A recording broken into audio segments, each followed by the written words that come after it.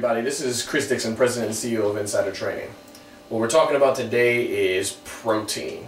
This is something that comes up everywhere I go, every place I go to. People are always asking me questions about protein, or I get into this discussion about protein shakes. So I'm going to try to set the record straight as simple and as easy as possible as far as what exercise science says. Protein is a valuable function as far as maintaining our muscle mass, but what I want everybody to understand is your body does not use protein as an energy source, only in emergency type situations. Like if you were stranded on an island, your body would use protein to fuel itself. It would eat away at your muscle mass. If you've ever seen the movie Castaway, that's a prime example of when your body processes a lot of protein. What we're looking for here, what I want to explain to you today, is how much protein the average person should have. What the research says is you should have 0.8 to 1.2 grams of protein for every kilogram of your body weight. So what that means is that if you are 150 pounds, on the low end you're going to have about 56 grams of protein. And on the high end you are closer to about 86 grams of protein. That's in that 10 to 15% range that's recommended by the American Dietary Association. If you are 225 pounds, on the low end you're going to have about 86 grams of protein, and on the high end about 122 grams of protein, staying within your recommended macronutrient ratios.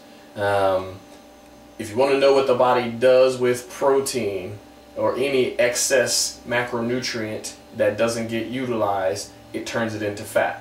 So it wouldn't really matter if you are consuming too many carbs, too much protein, or too much fat. If the body has nutrients in it, that any calories that come in that are not expended are stored for later, and they are stored as fat.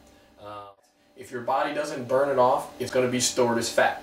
So if you are taking protein shakes and you are finding out that you're going about 300 grams of protein per day, or even 250 per day, there's a high chance that that is probably too much, and you are essentially storing body fat by consuming too much protein.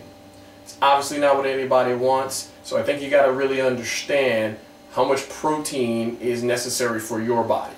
In Insider Training, we use our nutritional training program to really try to figure out and narrow down what the ratios are per individual. Those are things that are based on, size, age is a factor, how your metabolism works, and the balance of your diet. And those are things that we play with using our nutritional training program, but everyone needs to understand that too many grams of protein is going to be stored as fat. We see people that take a lot of protein shakes, and they have a very good training program, but they're wondering why they're not reducing body fat.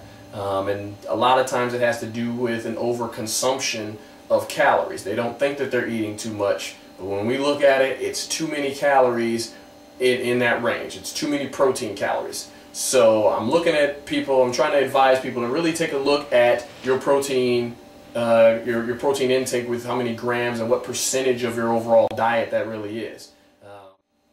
Hey everybody, thanks for tuning in. This is Chris Dixon with Insider Training. This has been our very first episode of Real Talk. I look forward to helping you guys answer as many health and fitness and exercise science questions as possible. I'm always here. It's Insider Training.